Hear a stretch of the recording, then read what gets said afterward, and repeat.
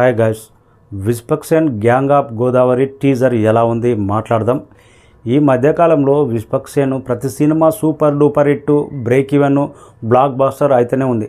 Last movie Gaami క్లాస్లో మంచి success సాధించింది, బ్రేక్ ఈవెన్ అయింది. అంతకుముందు మాస్ కా దాస్ బిగ్గెస్ట్ బ్లాక్ బస్టర్ అయింది, మాస్లో కూడా మంచి సక్సెస్ సాధించింది. ఒక సెంటిమెంట్ అయితే ఉంది విస్పక్సేన్కు. జూనియర్ ఎన్టీఆర్ కానీ, నందమూరి బాలకృష్ణ కానీ ప్రీ రిలీజ్ ఈవెంట్కో లేకపోతే ట్రైలర్ లాంచ్కో ఏదన్నా చిన్న ప్రమోషన్ వీడియో చేసినా కానీ సినిమా గురించి 100% సూపర్ డూపర్ హిట్ అవుతుంది. అలాంటి సంబంధం అయితే ఉంది జూనియర్ ఎన్టీఆర్తో, నందమూరి బాలకృష్ణతో. ఈ సినిమాకు కూడా ఎన్టీఆర్ బాలకృష్ణను ఎవరైనా ట్రైలర్ లాంచ్ ప్రీ రిలీజ్ ఈవెంట్కి వస్తే సినిమా మీద అంచనాలు మాత్రం వేరే రేంజ్లో ఉండేటట్టు టీజర్ మాత్రం అలాంటి ఇంపాక్ట్ అయితే కానొచ్చింది.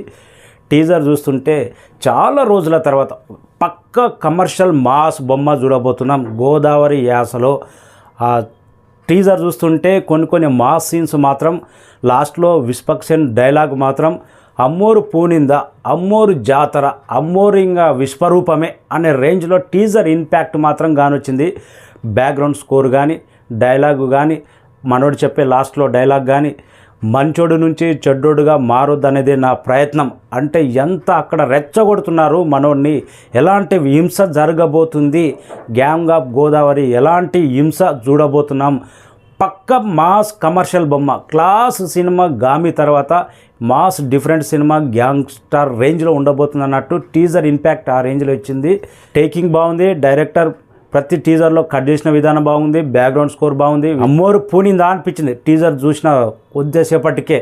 మే 17న రిలీజ్ అవుతుందంట.